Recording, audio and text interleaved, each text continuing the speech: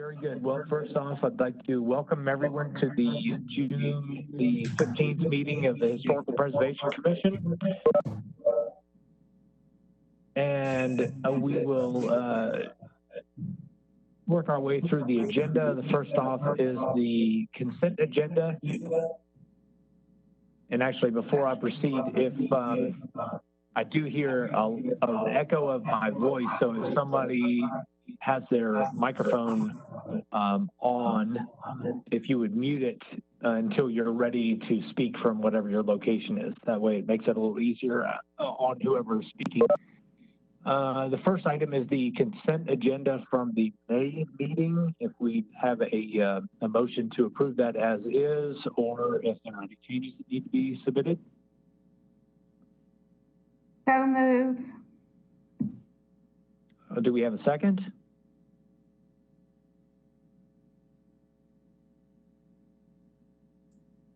Second. Excellent. We have a motion and a second. All those in favor? Aye. Aye. Excellent. Sounds like we're good to go there, so we can immediately proceed into new business. We will call the name of the name of a property regarding the individual COAs, and if a representative from that property could please state your name and address for the record, and then a brief explanation of the nature of the COA, and then the commissioners can discuss and vote on. So the first off we have is 609 Washington Street.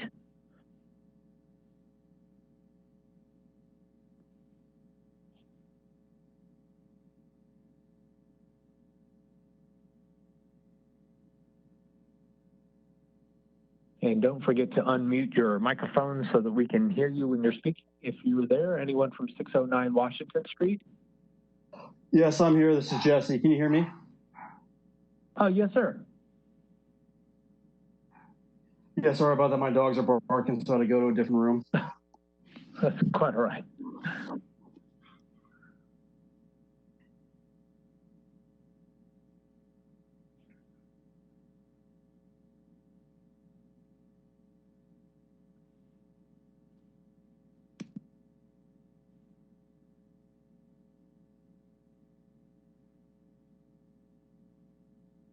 And we are ready when you are, sir. Yeah, sorry, I didn't quite catch what you had before, or what you said before because the dog's barking. Can you please repeat? Yes, we're referencing 609 Washington Street.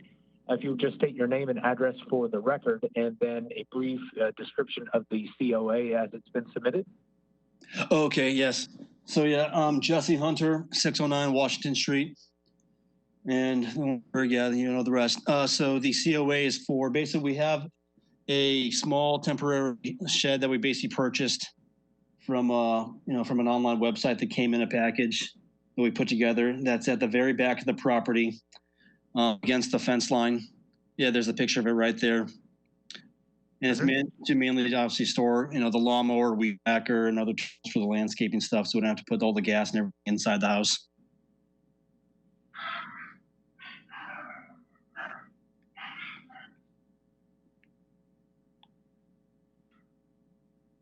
Excellent. Okay, well that and when you have it listed as temporary, what is the intent for long term with the item? The intent is basically to have it up, and if we ever move, we probably take it with us because we spent some money on it.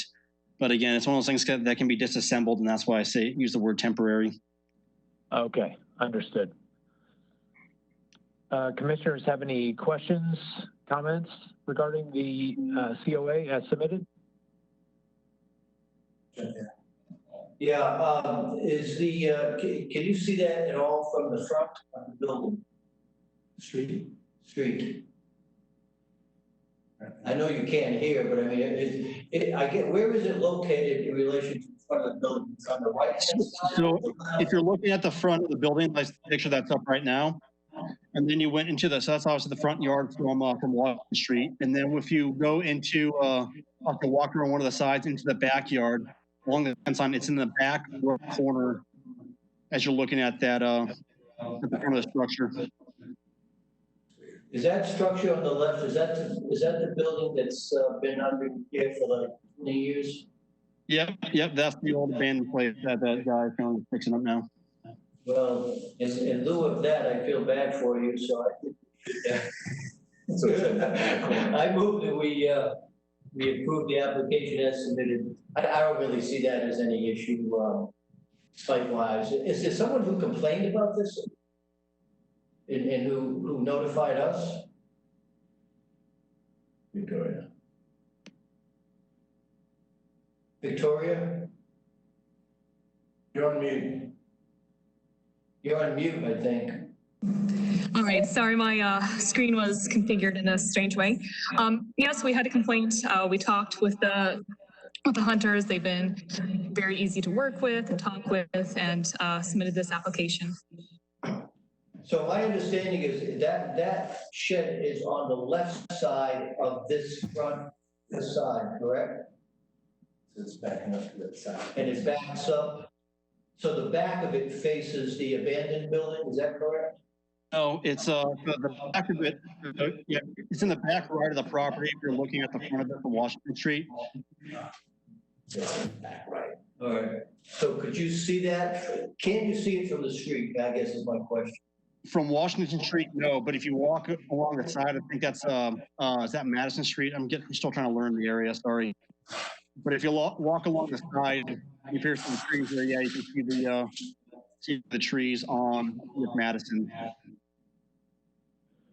Rick, I'll answer that question as well and add some more detail to it. If you walk down Madison Street and are, let's see, if you reach the first house that is actually fronts Madison Street, which is 1311, if you look basically through the backyard of 601 Washington Street, you can see just basically the roof line and a few inches of the side of this shed above the privacy fence that separates 601 from 609.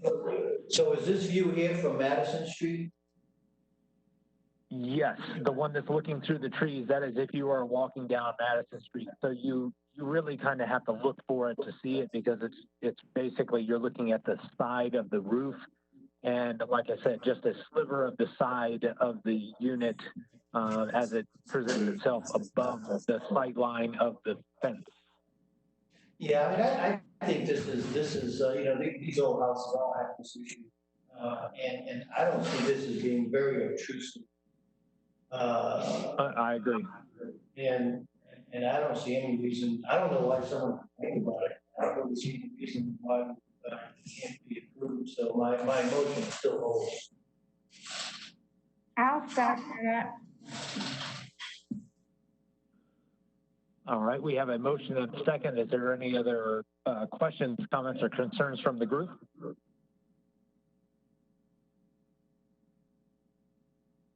Hearing none, we'll call for a vote. All those in favor to allow the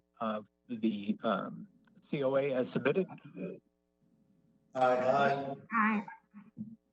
Aye. Any opposed? Hearing none, we'll show that the COA is approved as submitted, and you are good to go with your shed. Understood. Thank you all. Absolutely, Mr. Honda. Thank you so much. And I hope you have a great week. Thanks, you too. All right, let's see. It looks like we have one of the action items, 2934 Rivermont, has been removed from the agenda today, so we can go forward to 3206 Rivermont. And if there is a representative for the property available to speak on that, if you would please address the group, your name and address, and the nature of the COA. Yes, good afternoon, commissioners. Can you hear me? Yes, sir. Scott Glass, architect. My office address is 325 12th Street. I'm representing Dawn and Jerry Price on their request for COA at 3206 Rivermont. Excellent. Good to have you with us today. Thank you. Likewise. What they are requesting, three distinct parts. You want me to go ahead and give you a description? Am I good to do that? Yes, sir. That's fine. Yeah. Three distinct parts. We would like to enlarge the back end of the heated portion of the physical house itself to accommodate a larger great room, to accommodate a new utility room and an expanded master bathroom. It would be a bump out at the rear, visible only from the rear of, not visible from the street, visible primarily from the rear of the house itself. In addition to that, off the back end of that, we'd also like to add a 20-foot by 16-foot screen porch that would come off of the great room, and the back end of the addition that we would do would be the second part. The third part would be to add a turnaround space at the front of the house off of the existing drive. The drive and the access back to Rivermont is tenuous at best when you if you're a delivery person or someone who comes to visit other than someone who lives there, it really requires that you either back up into their lawn itself, which we've had a delivery truck actually get stuck there last year doing that, or to back into Rivermont, which is kind of tough to go across the sidewalk, and also to back into a very busy part of Rivermont. I can speak for that myself when I was actually working with them on that. Those are the three parts of their request for COA. Okay, excellent. Commissioners, anyone have questions, comments?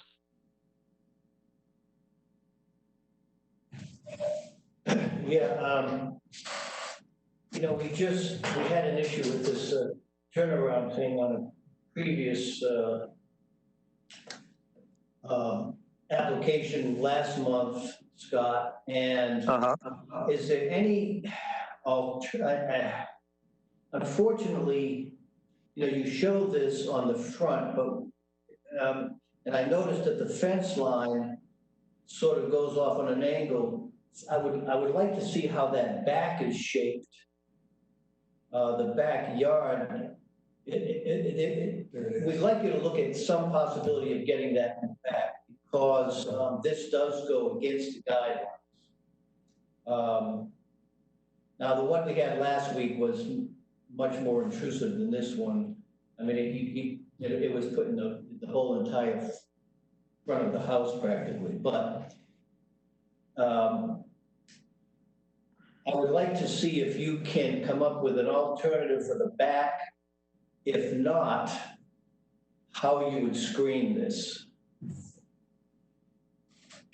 Right. There really if there is no other possibility whatsoever. And I understand the predicament. From the back standpoint, what was that again? I missed that.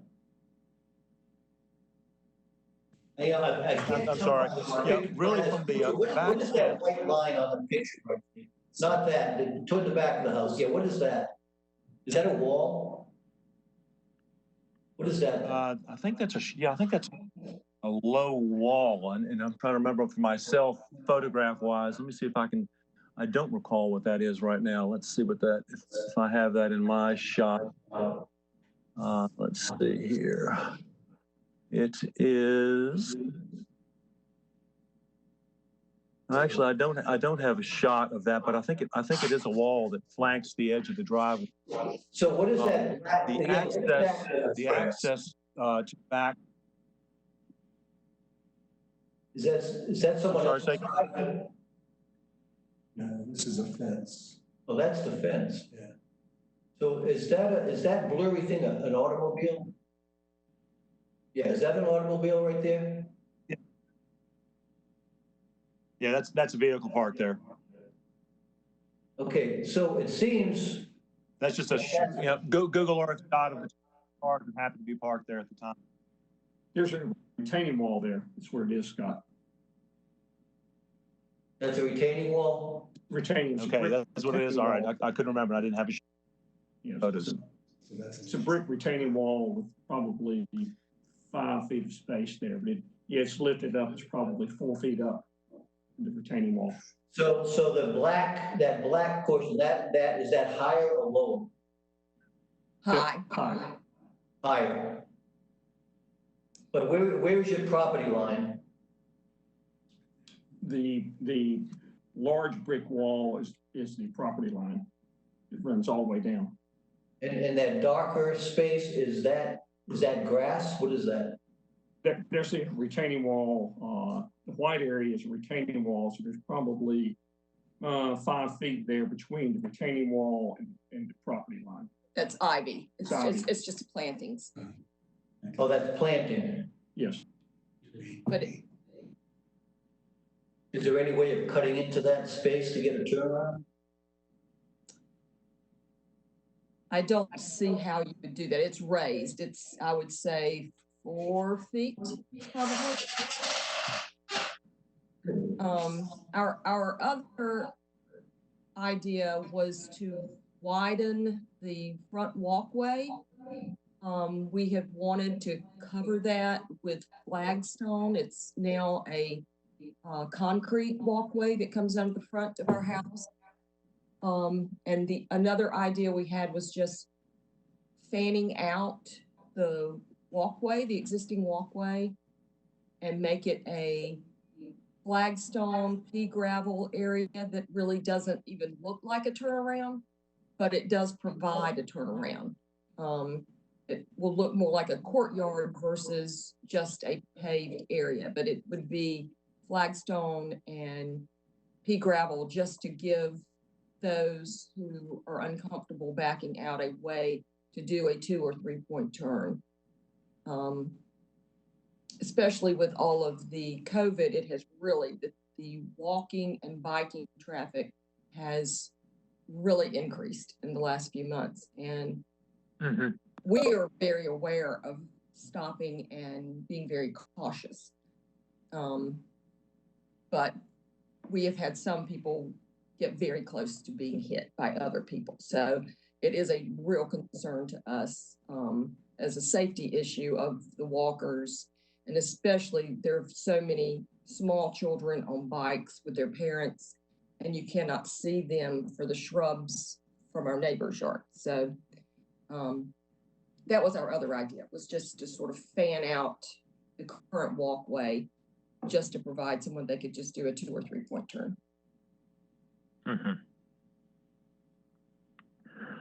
Victoria, looking back at the photograph that was above the property, yes, that one. Is there space in between the leading edge of the retaining wall and that it looks like a tree maybe that's closer towards the front of the house? Is there space in there to manage a 3 point turn, or is there not enough space between the wall of the house and the wall on the other side of the property line? Make it right there.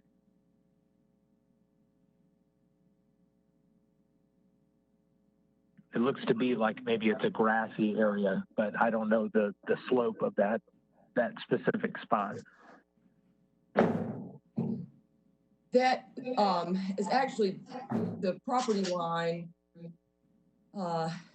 comes not very far from the driveway, and it's a line of trees along on the property line that are on our neighbor's property.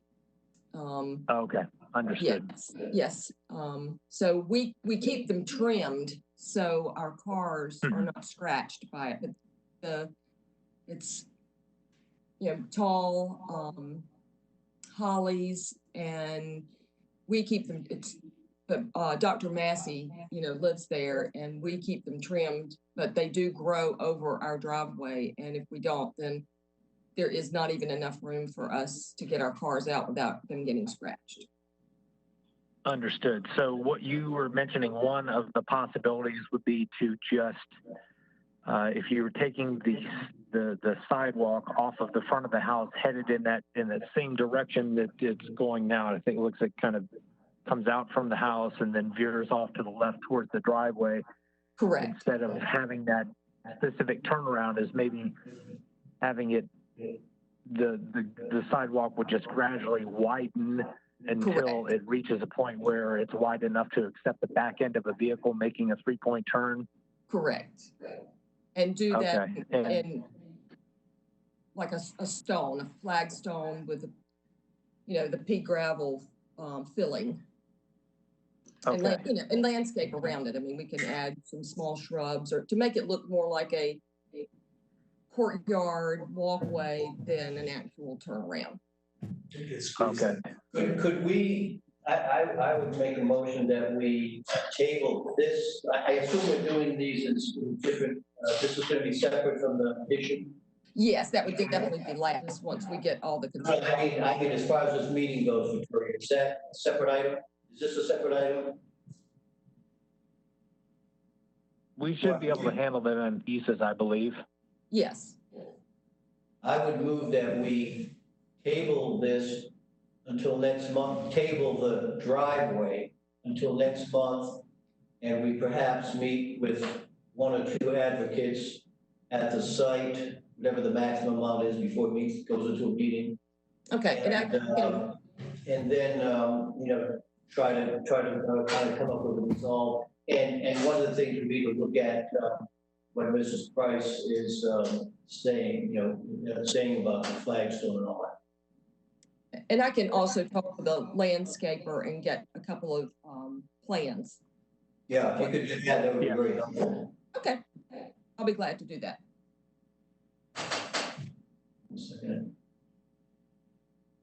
Yeah, I'd second that, Victoria, for tabling of just this item.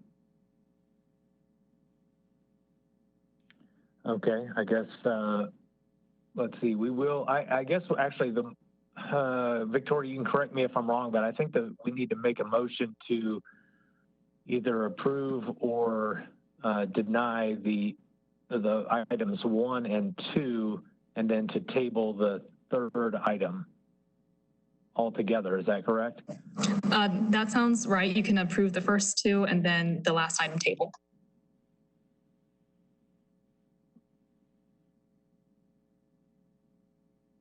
Would you all like to amend that, the motion then? What do we have? Said we have to act on everything together.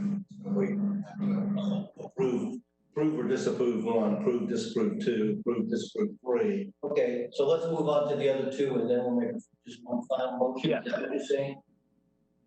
Yeah, that's correct. Let's do it that way. Okay, fine. So I withdraw my motion. Perfect. Thank you.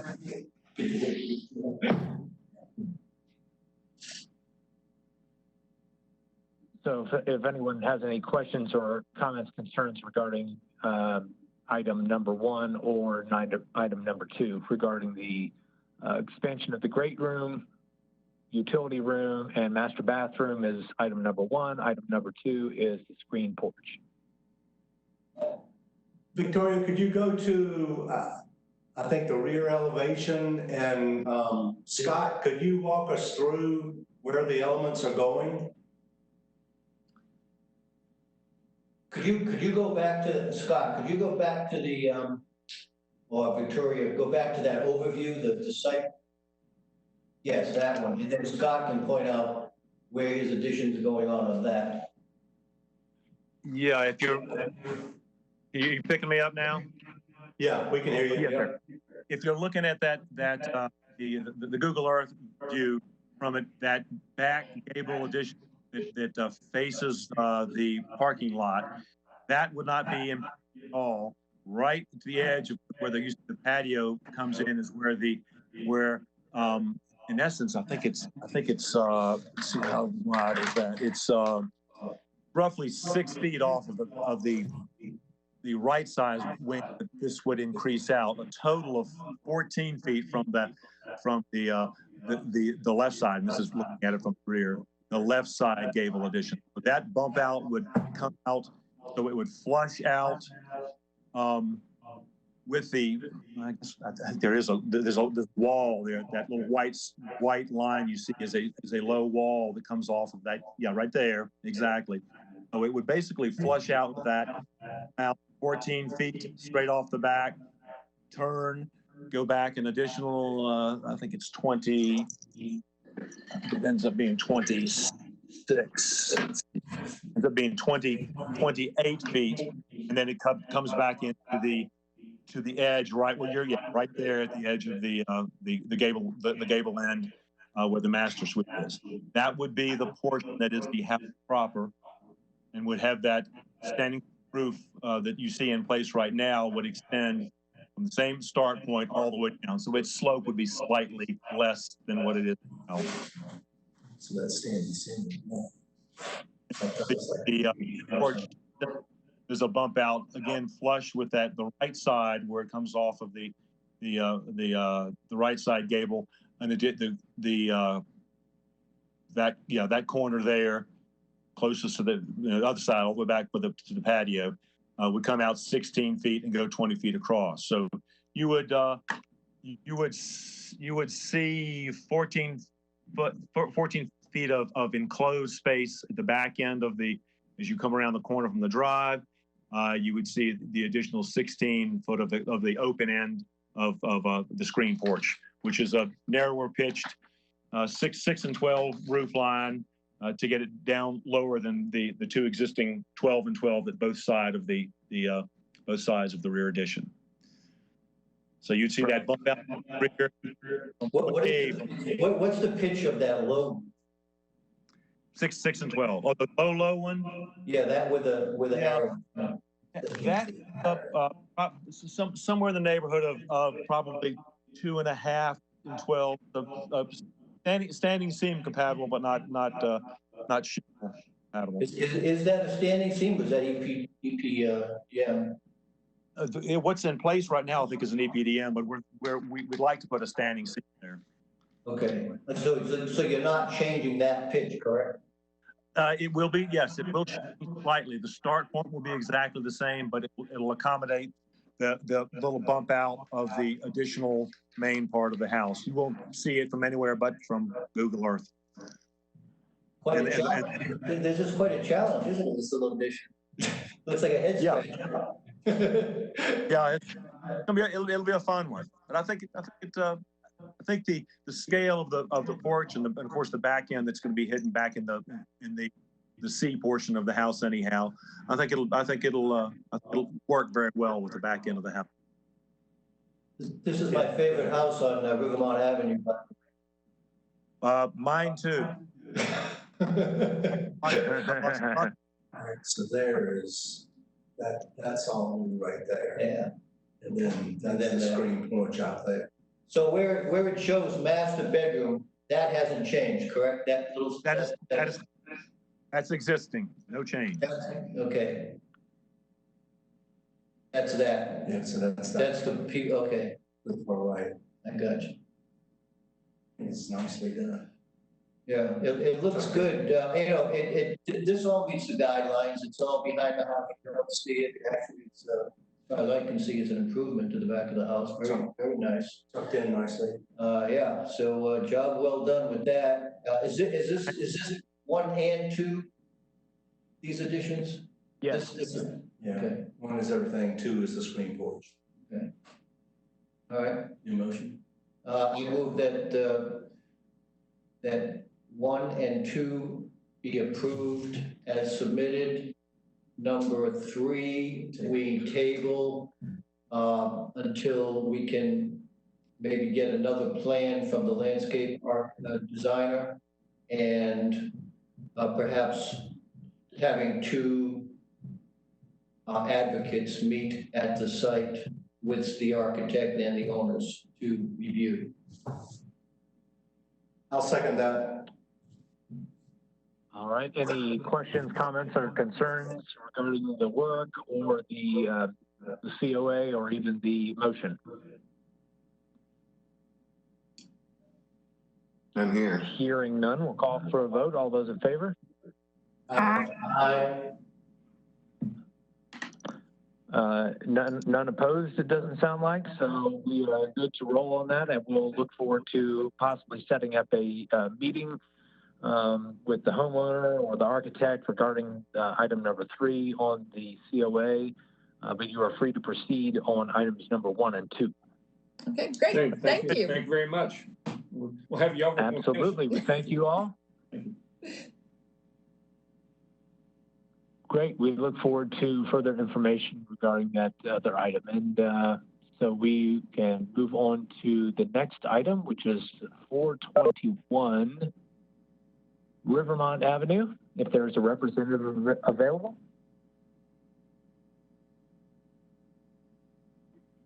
Yeah, I'm here. It's Casey Service with Architecture Design Office, 105 East Broad Street in Richmond. So this is the historic Lynchburg Little Theater building at 421 Rivermont. We have a request for rezoning in and as part of the city's process. They wanted us to do an initial submittal for our planned work to get your general approval. So generally speaking, the front facade, the only proposed change is there's that jazzy sign that we're planning on taking down. We haven't really, these designs are definitely very schematic at this point. So haven't fully thought through signage, but anything that we have will be minimal and would probably just be in the transom back in the shadow at the main entrance. Then on the side elevations, there are some existing openings through the main theater, in the front lobby and the main theater portion that are filled in with CMU that we're proposing to reopen. I will caveat all this with saying that the Jones Memorial Library apparently has 17 folders of old playbills and photos that I'm hoping to get access to, but they're closed at the moment, so I haven't been able to see them. So some of the things that we're suggesting may change in the future. So these openings, right now we're planning on opening. There are several existing steel sash windows at the rear of the property that appear to be about the same size. So we're thinking that those two, that's probably what was in those windows that were blocked up. If we find anything when we get to demo, or hopefully before that through the historic documents, we'd come back and amend anything we submit. Right. And then the proposed work is to convert this to apartments, and the ceilings are quite tall inside, and those existing windows along the side are fairly low. So we'd like to install additional windows above, centered in each bay. And right now what we're showing so we've got sort of two different volumes that we're working with: the front theater and lobby, and then that taller space is the old fly space. The front wall closest to Rivermont of that taller space was also the proscenium of the stage.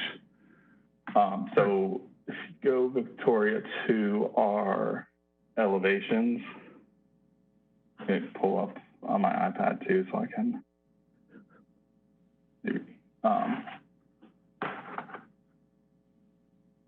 look at it at the same time.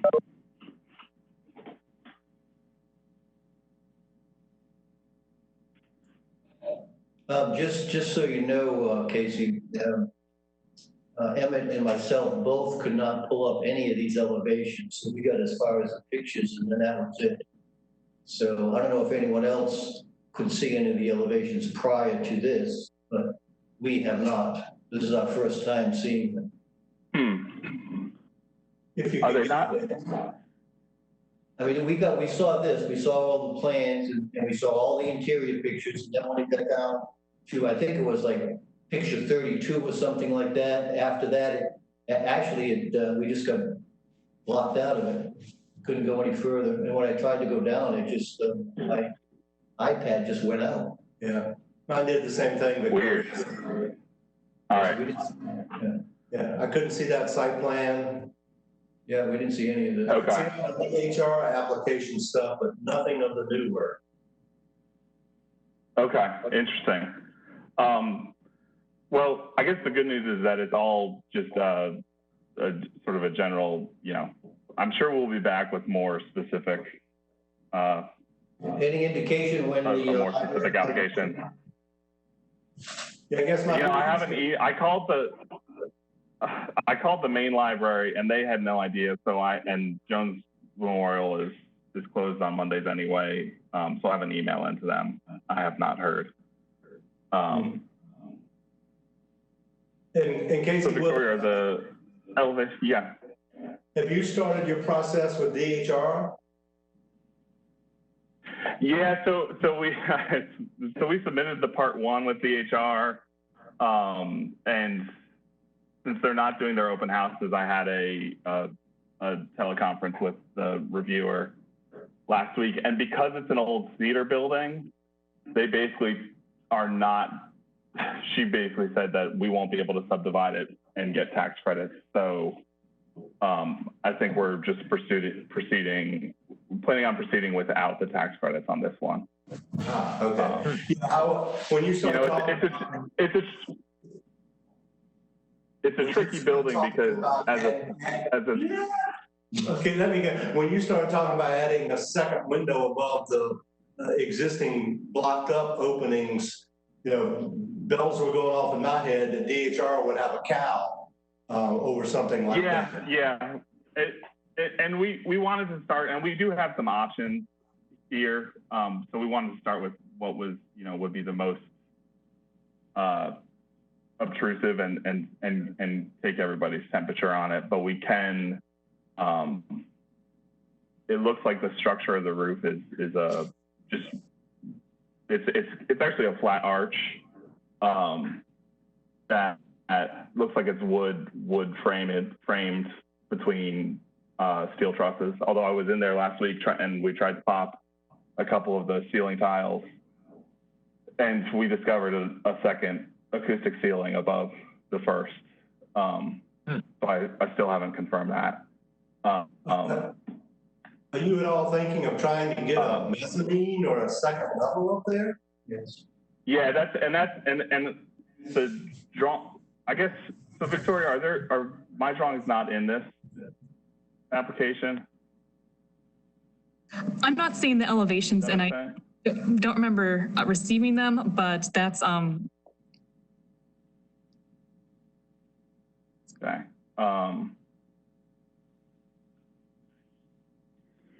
Weird. I guess what's can I share my screen? Or if it wasn't submitted, let me see. This is the first time I'm using this WebEx app, and it's really not ideal the way it's interfacing with. We're going to see if we can share screen.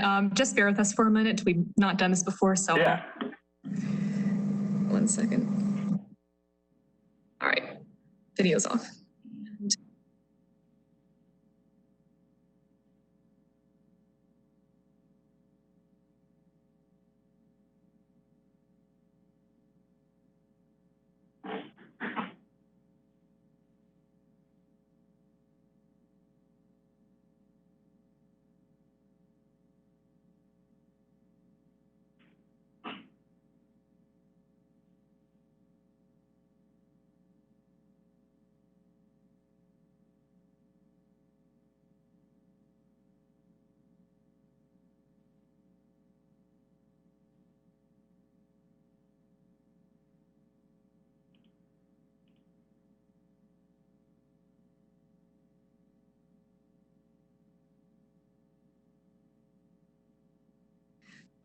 All right, Casey, we just made you a presenter. See if you have the option to share. Great. Share content, perfect. Let me just, give me 1 second and I'll open it up.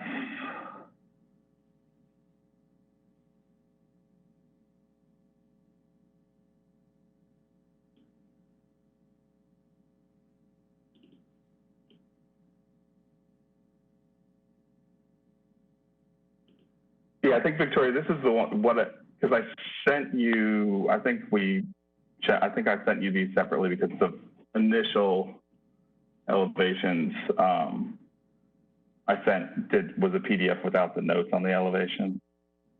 But here I'm sharing now.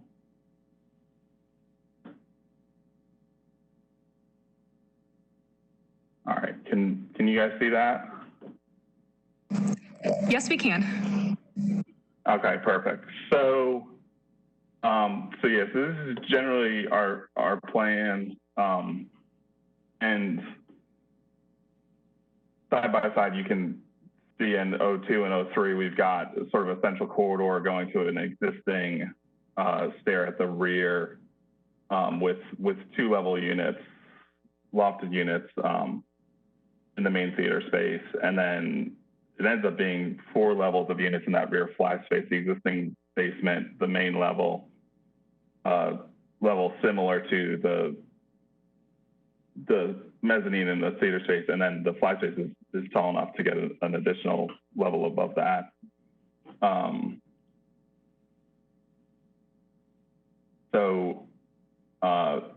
Elevationally, actually, I'm going to skip the elevations for a second, just give you a quick, this is the cross-section of the main theater space, and you can see where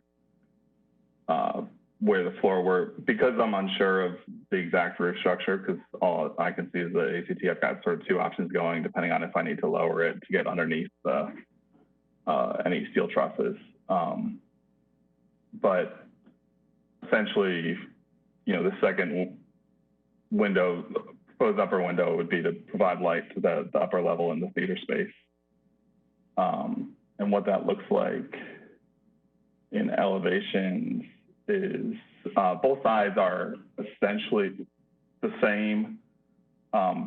Just the only difference is on the main level, the existing openings are slightly different, but new proposed windows are the same on both sides. And right now what we're looking at is a circular window above that existing reopened window in those main bays, and then 4 rectangular windows on both sides. And then in the rear, 2 levels of similar rectangular windows in that fly space zone with an additional one in the middle. On the rear facade, these 2 lower windows appear to be historic. The one on the left is currently a access door that's been altered. So we're proposing to put that back to how it is and provide 2 new doors for access to the lower level unit. And then, yeah, that's it, I think.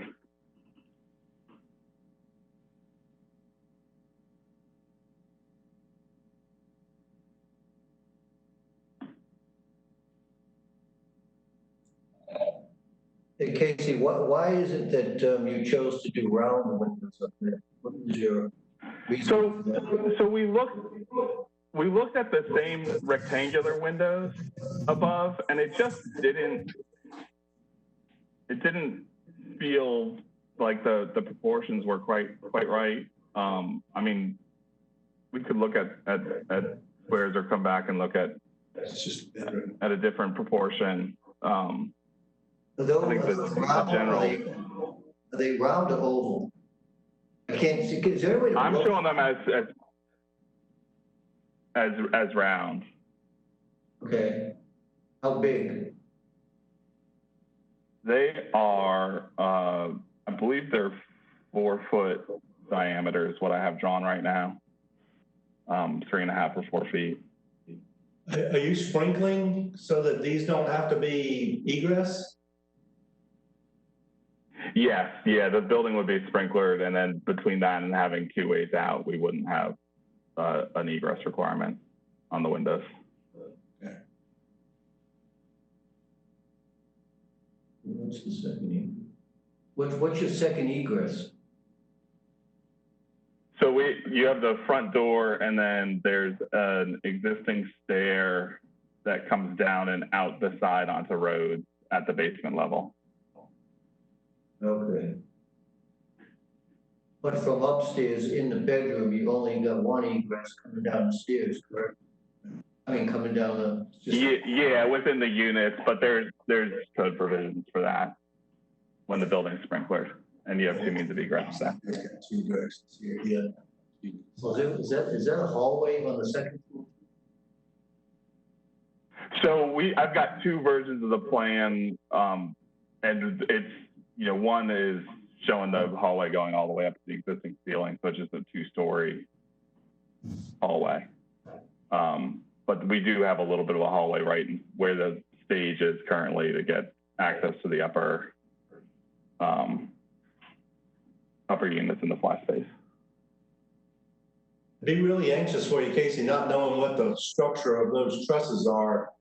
That you suddenly find out they're 2 foot on center and deep. Your whole bedroom could be. Yeah. Well, I feel comfortable because the existing acoustic ceiling tile is over 15 feet above the floor, and the one that we found above it is another 2 or 3 feet. So we've got plenty of height. It's not really close. It's a little bit. It's Victoria, and I don't know if it's easiest to go back and forth, or maybe I can. Let me see if I can pull up the pictures. Here, can you guys still see my screen here? Do you think that's just a huge arch beam up there?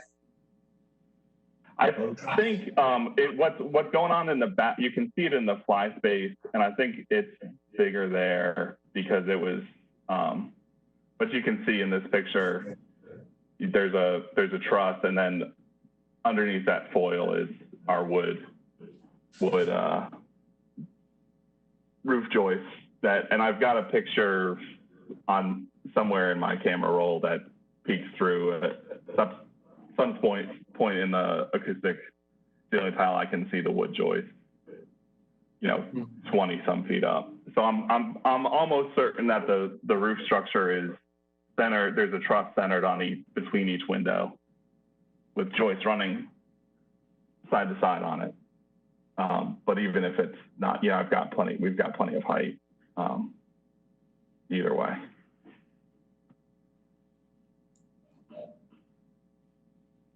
And the scale of the building, when you look at the pictures, is a little, it threw me for a loop, because if these bricks are actually oversized, they're like, I want to say they're 4 inches tall and 12 inch. I think they're 4 by 12, because I measured the locked-in window openings, and that's typical CMU, and you can see there's only 2 courses of brick per 8-inch block.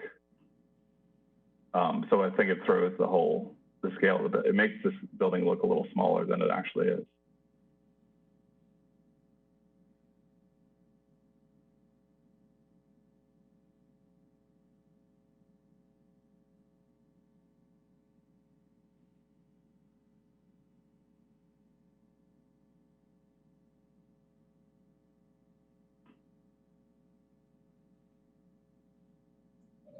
So Casey, what do you, I take it you're not looking to get this approved today, you're just trying to get our opinion on this? What is it?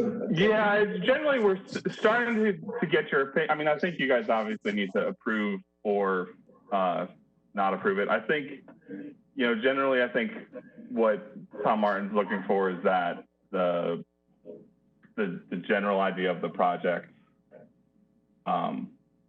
is approvable. And I think if I go to, Victoria had it listed as several items. I guess we got 7. How many apartments do you have in here? how many apartments do I have in there? It is 15, I believe. Yeah, we've got 10 on the main floor, 2 in the basement, and 3 up in the fly space. And how many square feet approximately, average, you know? Of the units, they are, I think what we'll probably end up is with this version, since it's not tax credits. So they're all over 600 square feet, with a couple larger ones up in the fly space and at the rear. But they're all one bedrooms between 600 and 700 square feet.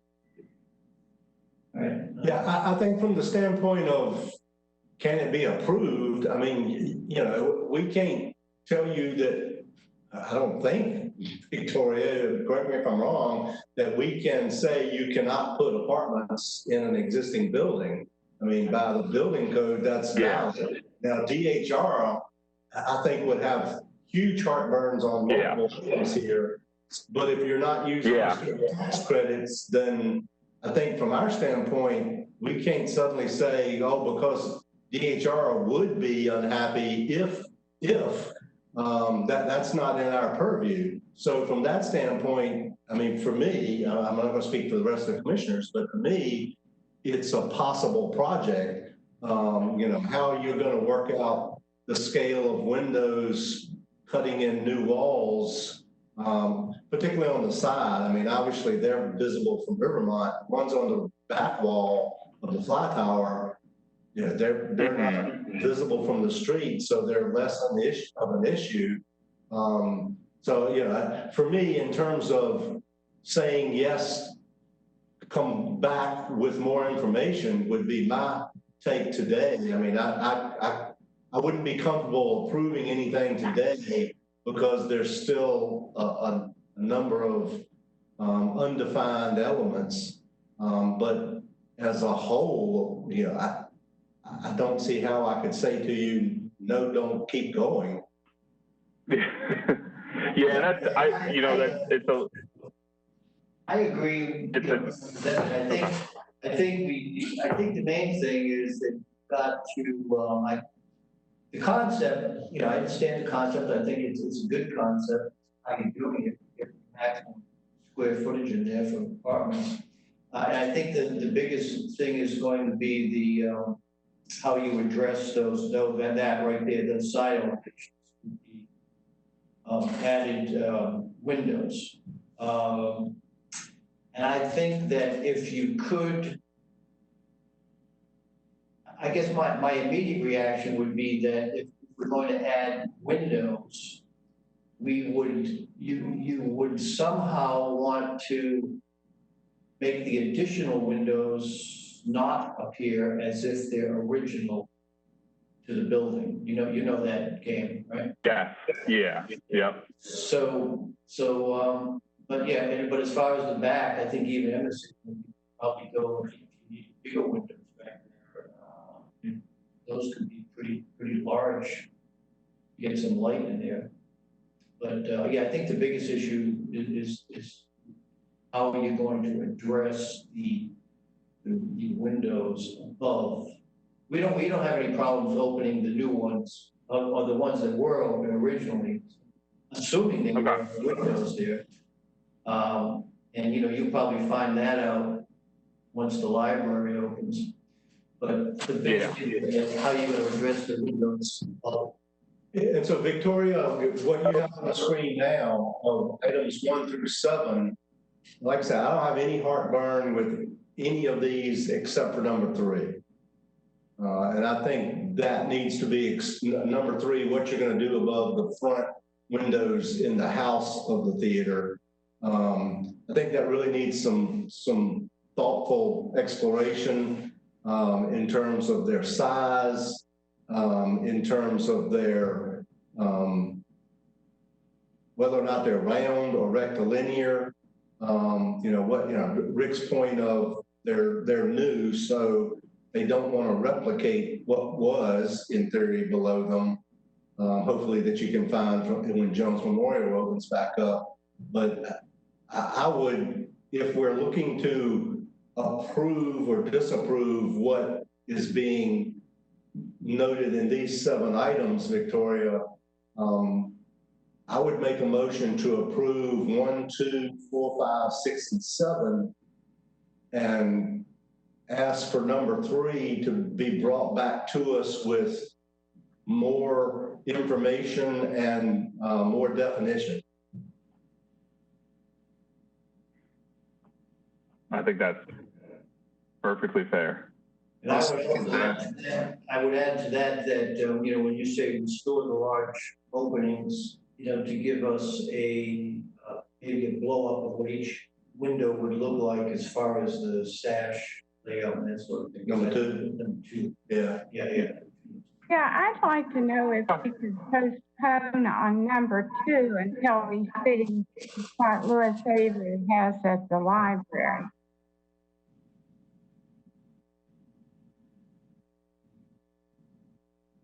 I could go along with that, Chanda. Okay.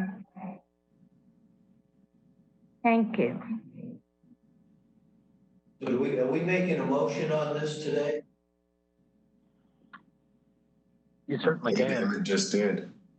Yeah, I thought that Emmett just made a motion. Oh, is that a motion? Yeah, and I would, Victoria, revise that to address Shanna's item of number 2, that it also, those windows also need more information that can be garnered once their original drawings are found.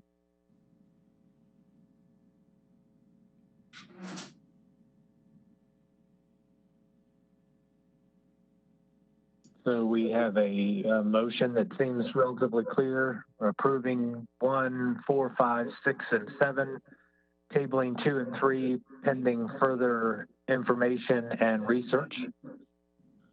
Correct. Is there a second? Second. Yes, sir.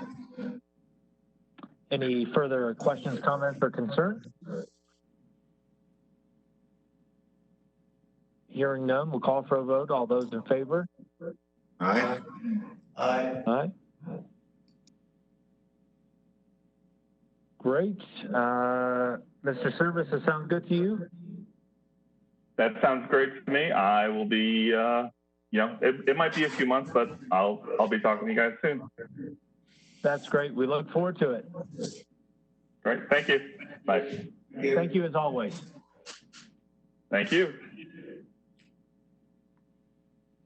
All right, next we can jump on over to 2144 Rivermont Avenue regarding a COA about lighting, property lighting. If there's a representative, please state your name and address for the record and the nature of the COA.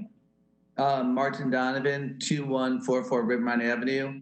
I believe it was done after the fact. So I think we had to get that approved after I had done it. I put a lamppost in and then landscape lighting. I sent pictures to Victoria to preview the lighting that I did around the house. And a floodlight over the garage. Excellent. Thank you. Welcome back. Thanks.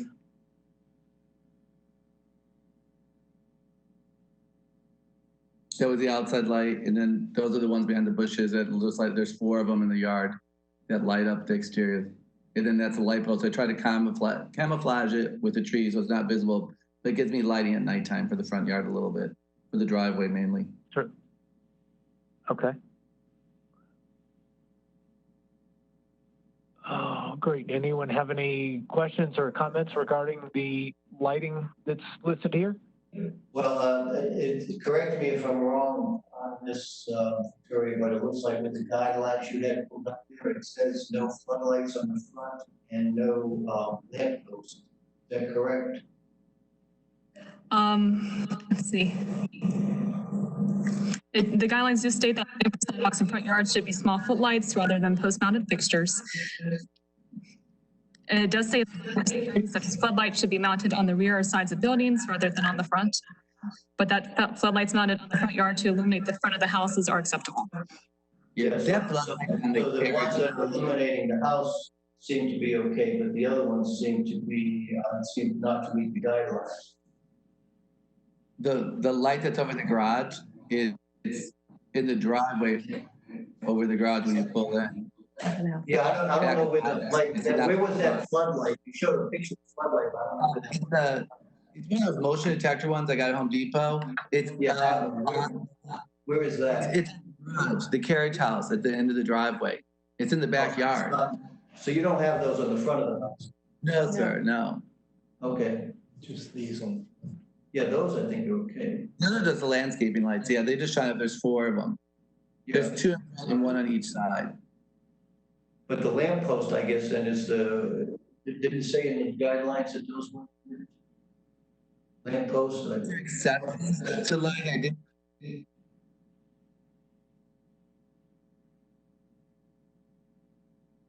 Victoria's muted herself. So she's doing some checking.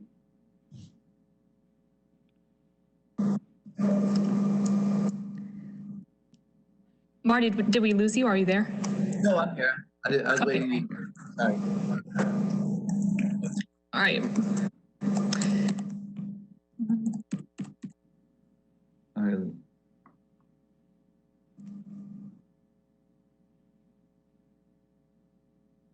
I can't hear you. Am I supposed to be saying something? So, I mean, Rick obviously is asking about the guidelines about the light that's on the post. I see that the guidelines state that lighting for sidewalks and front yards should be on small footlights rather than post-mounted fixtures. I don't even know if I can count how many lights are mounted on posts up and down Rivermont Avenue. I don't see how this is an issue, but I'll leave it open for discussion. You're absolutely right. There's several. I have one in front of my house. I also know of other cases where people have put them in and had to remove them. So it seems the precedent goes both ways. Mine was put in before it was a historic district. It does not look this nice. It is closer to the street. I guess the big thing is, are they new versus grandfathered like yours, Mike? Right. I mean, if it doesn't meet the guidelines, it doesn't meet the guidelines. Can I ask if the Villa Maria, when you look at their driveway, were those lights original they lined the drive with? I know the guidelines, are there exceptions to it? No, those were not original, and those did go through the HPC and were approved. They were approved, okay. So I guess that's what I'm trying to do, is this approval for the 1 light post in the front, mainly. Yeah, those lights, they aren't original. I think if I'm remembering correctly, they were purchased in Charlottesville. And the discussion when they brought those forward, they showed the lights that are on the porch of the Villa Maria that they matched those in architectural vocabulary. Yeah, I tried to keep the light simple, and yet I tried to keep it with a more of an East Coast look with the main look. I went for like a Cape Cod thing because I can't even figure out what style my house actually is. So I try to keep it as simple as possible. And I try to camouflage it with the trees so it wasn't visible to the street when you walk by. You can see it at different angles, but I really did hide it as best I could so that it wouldn't be obvious. I really, again, did it just for the lighting because it's so dark down there. Is there 1 or 2 of these post lights? Just 1, sir. Just one. The garden. Just one. And you really have to look for it from Rivermont. I don't have a problem with it, I will say that. I personally do not have a problem with it either. And I might landscape around it better, but the deer seem to have managed to get what I planted.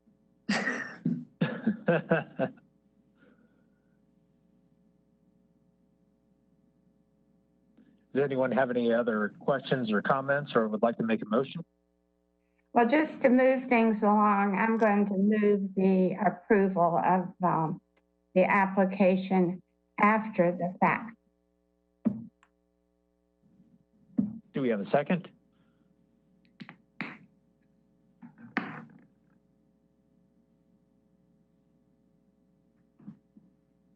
Do we have everybody on board? We can discuss. Sure, it looks like we'll open for discussion since we don't have a second readily available.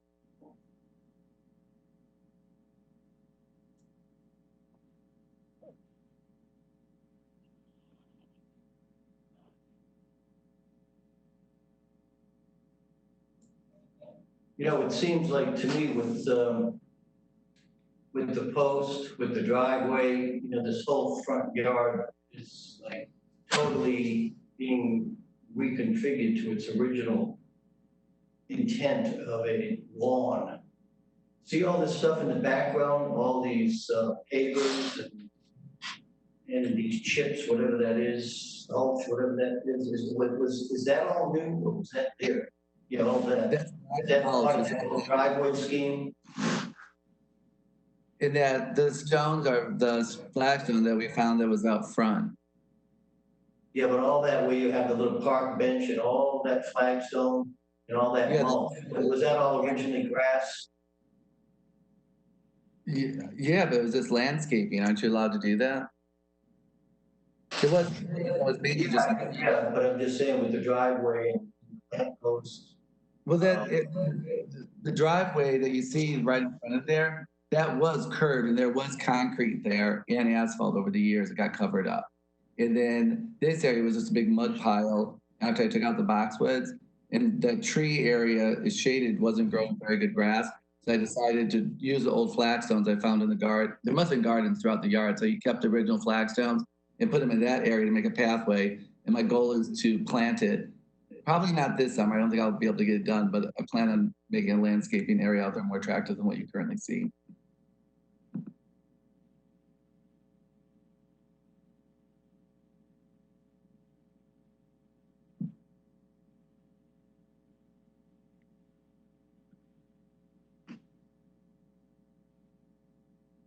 Any other questions regarding the nature of the lights?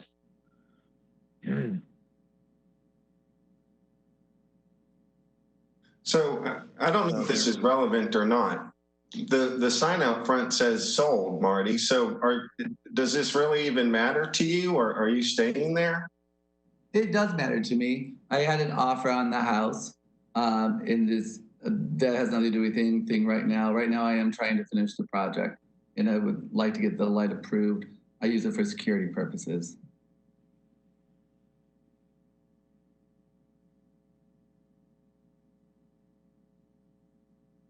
So we have a motion by Commissioner Rowe on the COA as submitted for after the fact. Is there a second? I'll second. Great. We have a motion and a second. Any further questions, comments, or concerns regarding the landscape light? I'm sorry, I guess more of a floodlights and the security light on the garage and then the post lamp. Any other questions or comments? Just so you know. Hearing none. Oh, sorry, go ahead. Chairman Chris, just want you to know, I'm going to vote no, but the landscape light and the security light in the back are fine. The lamp post up front seems to me out of character for the house and out of character for the guidelines. So since everything is conjoined, I'm going to vote no, but I would approve the other two topics for me personally. Well, I'll revise my motion and do a separate motion on the light out front, if Michael seconds the revised motion. So what are you revising it to, Shanda? You're splitting them up? You're on mute, Shanda. Sorry, to approve the first two, the outside lighting, and then make the lamp post a separate motion. Okay, so your separate motion for the lamp post, is that a motion or are you doing that later? Do that later. Okay. But Mike needs to approve my revise. Okay, so what's on the table now for a second is the other two lighting, correct? Yeah, so looking at the COA, it's page 2 and number 1 is what's being proposed, I believe. Number 1 reads, add 1 light over the garage motion sensor for front of garage, 2 landscape lights up the front of the house, one on each side of the main building for security. All right, I will second that motion.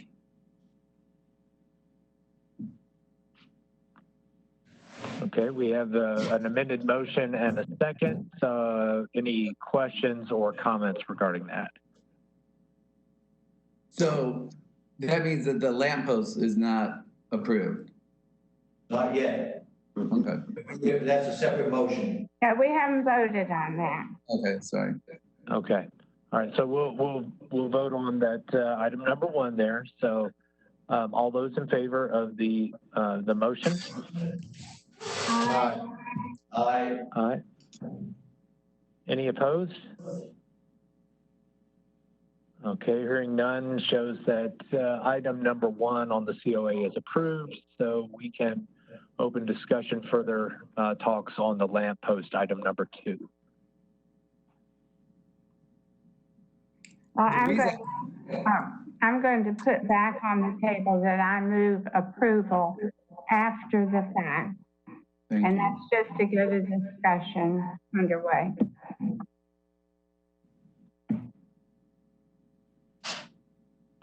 Is there a second to? I'm sorry, Shanda. Motion? Shanda, could you please repeat that? We had trouble hearing you on our end. Okay. I move approval of the installation of the light post in the front yard after the fact. You got that? We heard you.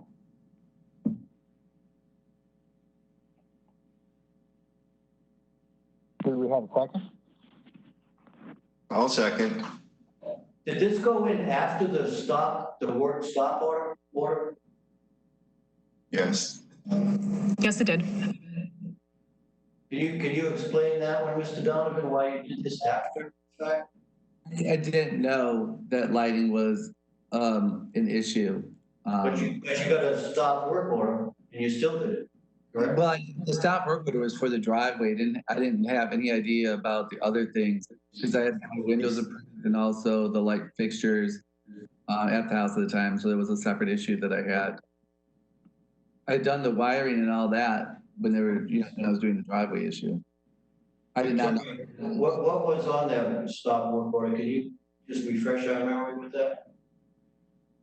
It had to do with the I don't have it in front of me, Victoria. Was it just pertaining to the driveway at the time? The stop work order was for the driveway, but it does command stopping work on the property, especially work that doesn't have a COA. I wasn't aware that I needed a COA for a light post. I'd seen ones on the avenue and wasn't aware.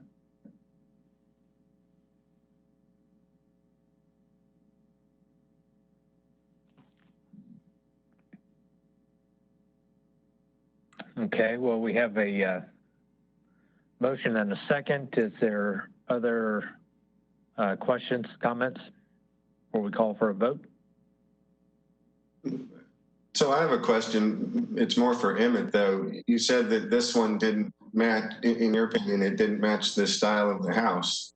Does that mean you would be open to something else? I mean, the guidelines say short, and for me, I think you'd want to go in that way. I think what they're looking for is bollards, something low that gives you the security of lighting the surface on which you're walking, as opposed to putting something large that's trying to emulate the original style of house. It's something that's saying, okay, if you're going to need light in the modern sense to light where you're coming and going, that you use something that's modern and small and inobtrusive. And in terms of the guidelines that Victoria has on the screen right now, this doesn't seem to meet those guidelines for small and unobtrusive. Well, the guidelines have always exceptions. And the reason I went with such a tall one is because the house is so tall and it's a wider driveway and to cover an area without being obvious. I mean, I try to keep the light post slim. I try to keep it very confined and blocked, by the trees so that it wasn't obvious, but yet still give me lighting. Main reason for security at nighttime.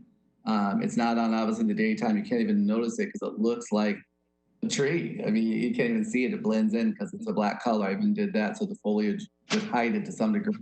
And when you look at the house and the size of it, and it has somewhat of a coastal feel to it, I think, because it has the arch windows, I thought it went better with that theme of like a Maine feeling house in Vermont or something. I felt it gave it a more of a, I'm trying to think about where I can think of what it is. A coastal feel, you know, with a light, try to keep it simple. I didn't want to draw attention to it by any means. I didn't want to go with anything like Villa Maria, where they have numerous ones. Those are even taller than this one. I went with a commercial grade one rather than a small one that would be more obvious. I kept it as simple as possible without bringing too much attention to it. I'll go back to I'm reading from the guidelines that you had up earlier, Victoria. The guidelines state that lighting for sidewalks and front yards should be of small footlights rather than post-mounted fixtures. And that's pretty straightforward. Yeah. And I didn't know that, but there's always exceptions. There's a whole lot of ignorance. Sorry. Well, I'll just bring up that as I think Mr. Donovan stated, if you look up and down the avenue, there are quite a few of these lampposts. I see as well what the guidelines there state. I'm not sure what precedent or what rule was in place over all these years that allowed for lampposts to be up and down the avenue.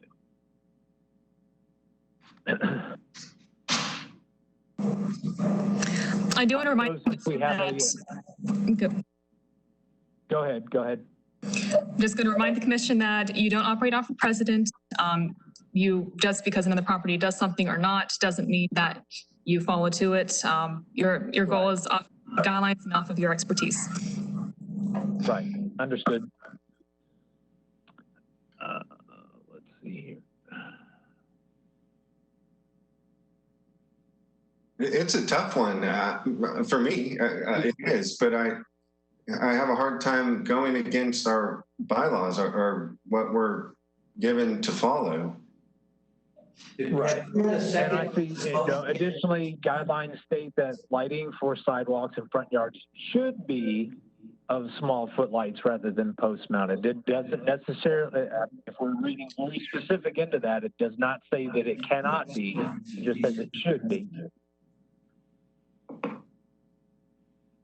What happens, Victoria, if we don't get a second? I mean, does someone else? We have a second. There is a second unless Commissioner Urquiaga wants to defend his second. No, I second it so we can have the discussion. Yeah, Evan, are you worried about setting a precedent as much as anything else? Well, I mean, the guidelines say there is no such thing as a precedent. Victoria just read that to us. So that's not so much of an issue for me. Certainly somebody walks in and starts saying, well, Bill Maria did it, then why can't I? You start getting bruises on your shin when that happens. But for me to say that it's, that it's hidden behind a tree, it's a light. It's during the day, it can be hidden wherever it is. It's going to be at night when it jumps up in your eye. And I think the whole point of the guidelines is trying to say, we've got historic houses and we're not going to make museums out of them and flood the whole of the site with a light. This is starting with its elevation and its lamp. It's starting to light a big, the whole of the front yard or a large portion of the front yard. And the guidelines seem to be saying, be discreet with your lights, put some light on the sidewalk where you won't trip or where your car won't run into a wall, but otherwise they shouldn't be there. They should be discreet and unobtrusive. And I don't think this meets either of those. It's very discreet, and it also only does cover the driveway. That's why I put it where I put it. It does not cover the front yard at all. It's an acre lot. It only covers that one area. And as far as, I'm not trying to throw it and saying that because that wasn't my reasoning. I looked for examples of what would be tasteful for this house. That's the only reason why I brought up Bill and Maria. I think what they did was phenomenal. And I was looking for guidance as I looked up and down the avenue. I didn't think a small light would be appropriate. I know Mike's light, I've seen it, I sold him that house. I didn't think it'd be appropriate, something like that on this house because it's so tall, stop out. Because it's so tall. I wanted to get something that would give me some form of security and also lighting coming up that driveway. It's a long drive. And that's why I also had it at nighttime where when I get up to the drive, to the garage, if it's later, I can have a spotlight go on that lights me up. It goes off within a few seconds till I get in the house. Mr. Chairman, I call for the question. Yes, sir.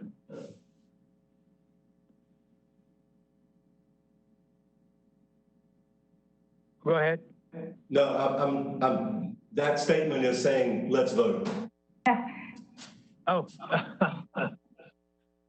Can I ask, is there a way that this can be postponed until we can see this light at night? We have a motion and a second on the floor. Yeah. If I withdraw my motion, You can rescind it and propose that. then I'd like to withdraw my motion and propose that we defer action on the front light. I'll second that one too. Thank you. Okay. We will I believe call for a vote then. Go ahead. So Chairman, we're voting on whether to rescind our original motion. I don't know if we need to vote on her rescinding. She can rescind. Correct. As far as I know. With a motion on the floor that's seconded, I believe that has to be acted on, or a vote has to take place to remove it. Victoria, I'm not an expert on Robert's rules. I just want to make sure that we're going through the motions correctly. Sure. No, and I appreciate that. If the motion fails Shanda's original motion, then she can go ahead and propose another motion, which is to approve the first two lights and then postpone the lamp post until we see it at night. So bring it to the next meeting with a picture of it at night. Okay. Okay. Well, I think we approved that first motion on item number 1 already. Yeah. So I guess we have to vote then, as Victoria just stated, on Shanda's motion. So if we vote on that and it is denied, then I'll make she can another immediately make another motion. Okay. All right. All those in favor of approving the lights, the light post as submitted after the fact? Okay, hearing no ayes, we'll say any nays. Nay. Nay. Okay, the nays have it. Any further action? I move that action on item 3 be deferred until the next meeting so that we can see this light at night. For clarification, it's item 2 in the COA. Oh, sorry. Yes, item 2. Okay. I'll second that.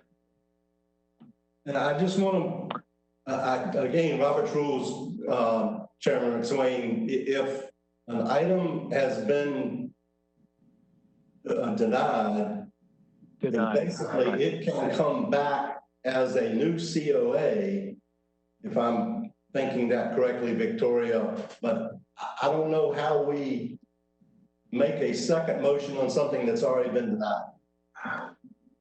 Been denied. I know I voted. I still believe you could rescind it, but I'm not an expert either. Yeah, and I think somebody that votes for the motion, or I can't say this, but because I voted against the motion, I can bring it back up, I think. I don't know.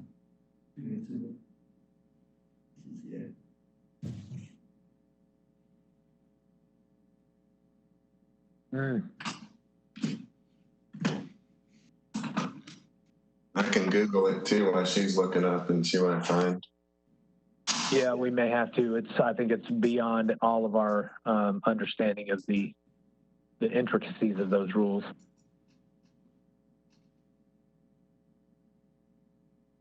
So bear with us a moment.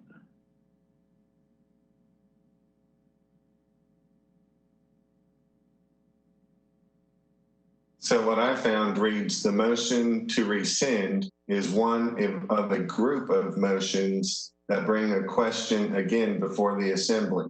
It can be applied to any decision adopted by the board at any time, if it is during the same meeting as the decision motion to reconsider. I can paste that into the text if that helps you or anyone. So, Michael, are you seeing that it says that the group can agree to rescind? Motion to rescind. No, I'm saying that that motion is one of a group of motions, and it can be applied to any decision adopted by the board at any time, is what this reads. So is your understanding of what that is saying that we can rescind the item to? That is my understanding.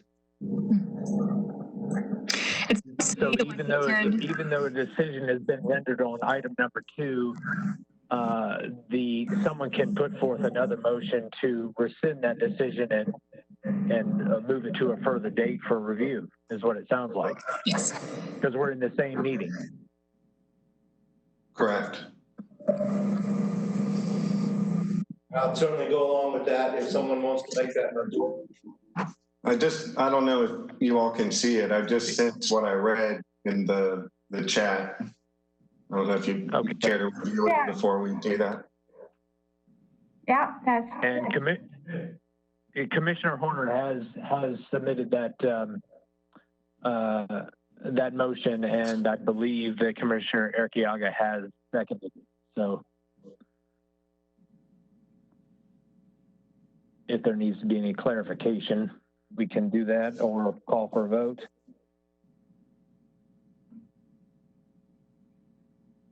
Yeah, call for the vote, Chris. All right. So we have the motion to revisit the post-flight at the next meeting after individuals have had an opportunity to take a look at it at nighttime. So we will call for a vote. All those in favor? Aye. Aye. Any opposed? Hearing none, looks like we will be taking little field trips here and there to take a look at the property at nighttime. If the light is on, then we will be able to better address it at the July meeting. Does he need to have a new COA for that light? I don't think so. No, he does not. If he does want to submit a picture of it lit up at night for the report to put in there, then that might help.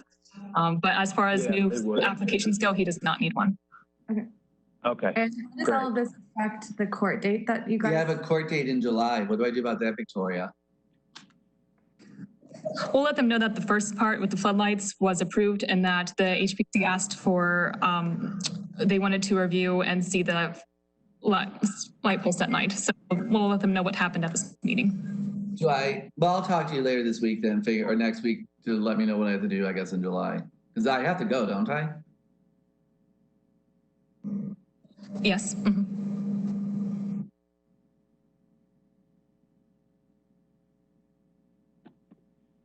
Excellent. Okay. Well, I guess that that concludes that bit of business.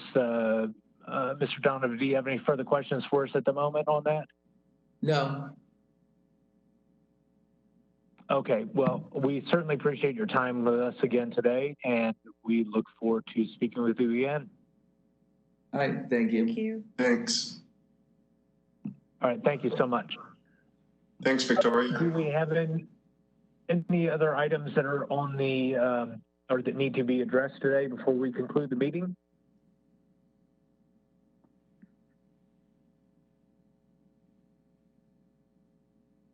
Doesn't sound like we do, so we can go ahead and call the meeting adjourned. The